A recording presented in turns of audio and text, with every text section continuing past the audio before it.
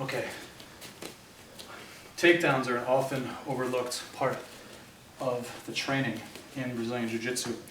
So, since Judo is its closest relative, and since wrestling is submission grappling's closest relative, we tend to draw from those two sports more than any to execute takedowns. A lot of wrestling and Judo takedowns are interchangeable or synonymous with one another.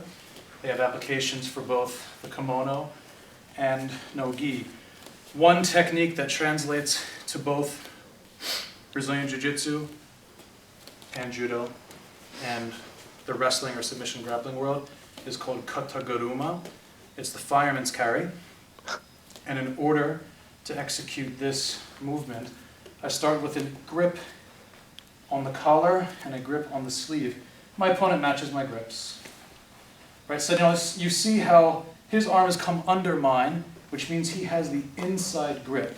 And in order for me to successfully execute kata Guruma cleanly with the gi, I also want to secure an inside grip. So I'm going to withdraw here and come back under his arm to secure my inside collar grip. Right? You understand the difference here? If he lets go and comes under my arm, now he has the inside grip because he's sitting inside the plane of my arm. I'm going to let go and grab the inside grip here to make sure that I successfully execute. The reason I want the inside grip is because from the inside, I can move over the arm. Let's look at it from this direction. From the inside grip, I can move over the arm.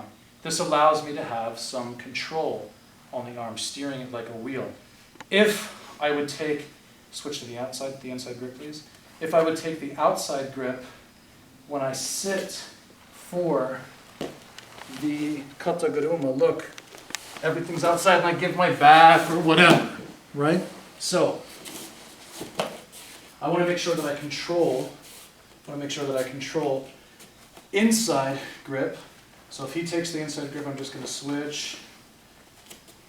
Right, it's called grip fighting, trying to get the superior grip, inside control. Now I'm going to switch to the over grip on his arm like this. All right? From here, because I'm over the arm, I now have this steering wheel control. I'm going to free this arm, and I'm going to shoot my arm under his legs as I go to both of my knees. And it's crucial that I also duck under the head, under the arm here. So if I come up with the hand under and then on my knees, but I'm in front of the arm, that's when he can run to my back, right? No need, go back. Just relax, okay? I have to come under the arm. And now look, because I have this control here on the outside of the arm, because I came over from the inside grip, it's very easy for me to lock the arm down. This is very, very tight. If I were to be here, it's a little looser, and perhaps you can pummel inside and free the arm, okay? So this is why I set this inside grip. Once I sit myself to this position, I want to spring up to my knees. Another important point here, if I'm bent over like this with no posture, then I give myself a lot less leverage for the throw. I want to be up straight and supporting his weight so that when I spring to my knees, boom, his feet come off the ground. Right? I want his feet off the ground in order to execute the throw. So from this position, when I spring to my knees, now I just step up on the other foot and turn. Right? And that's how I finish the throw. Now from here, you see the side mounts available, the mount may be available. You have to see what happens. But walking through the movements, I start from the inside grip. Maybe I have the sleeve. I come over the arm.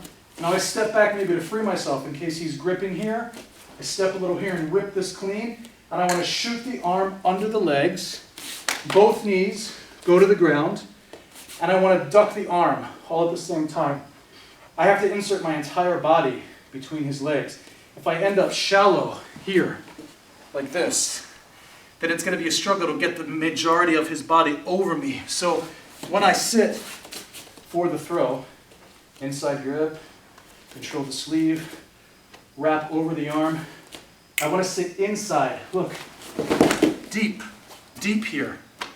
And now when I have the leg, already, just by virtue of the grips, I've been able to balance most of his weight this way. So now when I spring to my knees, for sure, his feet are going to come off the ground. I step up on the back leg, and then just turn. Okay, that's it. Let's go, guys.